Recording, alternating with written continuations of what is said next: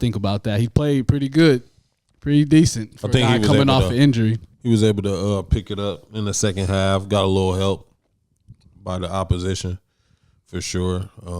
But them turnovers put him in great position. His receivers made some good plays for him. But all in all, he already got more touchdown passes, I believe, to Justin Fields already, because Justin Fields only had one touchdown pass through like 6 games. So and Russ threw 2.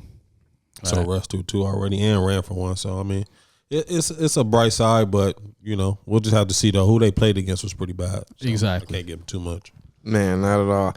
I don't know. I just think it was I think they had to throw him that. That's what it comes down to when you have 2 people that could start on any team. So I think he didn't play too bad, but it's like he didn't do nothing. Justin Fields really didn't do. He threw 2, but he wasn't effective. He made some bad throws to me, but first game out there knocked the rust off. But once again, I'm gonna wait till this upcoming week because the Jets are terrible, and I love it. I hate Aaron Rodgers. He's trash. You got your homie over there now. You're still trash, and he always blames other people, and you the one throwing picks. So I'm gonna wait on my full Russell Wilson breakdown until I see him play a worthy team. No.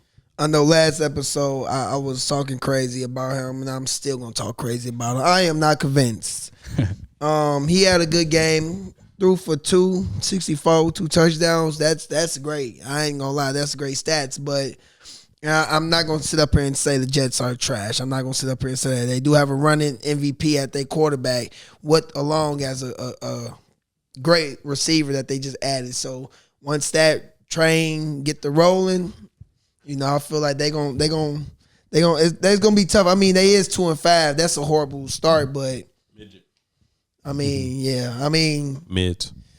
Yeah, it's definitely mid, but I just feel, adding Adams, we're gonna see what it look like, but I'm still not convinced. He's gonna have to be consistent, and how that's kind of hard when you just can't. Different teams, different schemes too. So it might fit him because he had a different team, different coordinators, different coaches, all that, but I'm still not convinced. Like I said, last episode I was talking crazy about him. I'm still not convinced. We're going to see what it look like next week. To be honest, though, I think this is a perfect time to put him in the lineup, right? Because you're playing a trash Jets team. Then they're playing New York on Monday night the following week. And then you got a bye week. And then you can figure out what you want to do going in playing in the Commanders. And that's your next game. So week 10, you really don't got it. Like, if you shit the bed this week, then, you're out of there. This is the New York Giants. They're terrible. Daniel Jones threw for 99 yards last week. Like, what are we doing? So I think this is a perfect time to put him in there. Couple games you should win. Your defense can win for you, and then go into week 10, and now you got to figure out who your quarterback going to be moving forward. Right. And what y'all think in general about receivers making quarterbacks better, quarterbacks making receivers better? Like, where y'all fall in that debate? Y'all think it could be like perfectly 50-50? Like, this quarterback is so good and this receiver so good, they like cancel each other out. And then you got like a Brady who we know is making receivers better out here, throwing them open, even protecting them and not throwing wild passes and getting them hit and stuff like that. So what do y'all think about the skill of a quarterback and skill of a receiver? Especially in this Steelers sense too. Steelers got a couple guys, got Pickens, but they don't got superstar receivers. Yeah. They ain't got no real weapons. Go ahead, you was the better quarterback.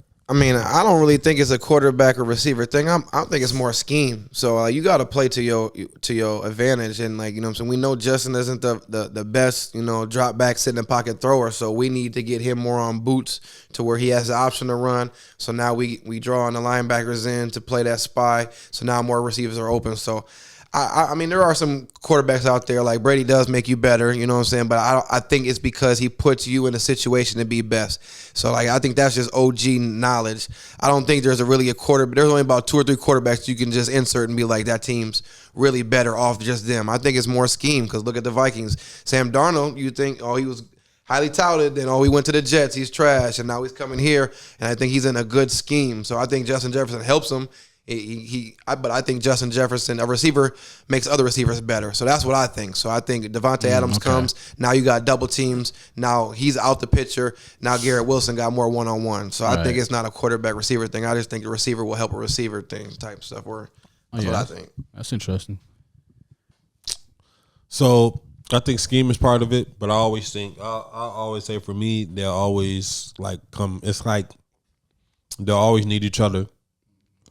But for it to work, one at least got to be good, and the other one got to be elite. That's it. Right. That's all. You know what I'm saying? So, like, for it to work for Brady and them, you know, Edelman and those guys, they were good. The Amendolas, I know they don't like to talk about it, but shoot, what's his name?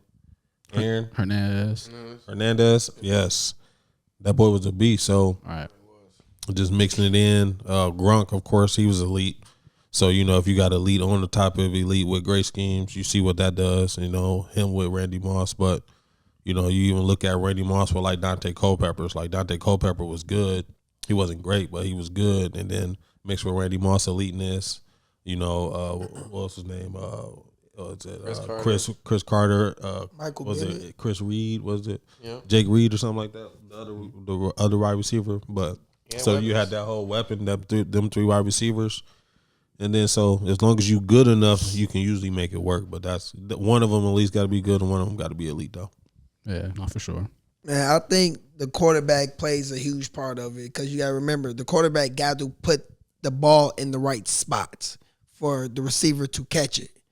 So it's kind of like a point guard when you got a shooter with you, you want to put the ball in the shooter's hand at the right, the right position.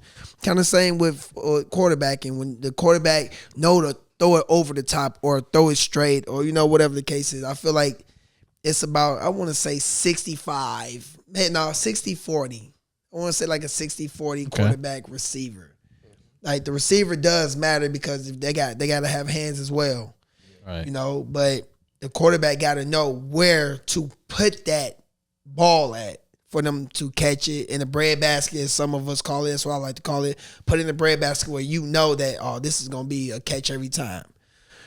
So I say it's like 60-40 quarterback receiver where if your quarterback, like y'all said, Sam Darnold, like I feel like he was just in a bad system where, maybe the line wasn't strong enough or they didn't get time. He's getting plenty of time now. Yeah. And you can see what happens when you get plenty of times. There is quarterbacks that do get plenty of time and still don't do anything. Don't get me wrong. But Minnesota is showing what he really can do. I guess that you could say at a max potential, if y'all want to call it at his high potential. But I think the quarterback plays more bigger part of a role than the receiver. But I'm going to give it like 60-40. No, that's real for sure. So speaking of potential, what y'all think about team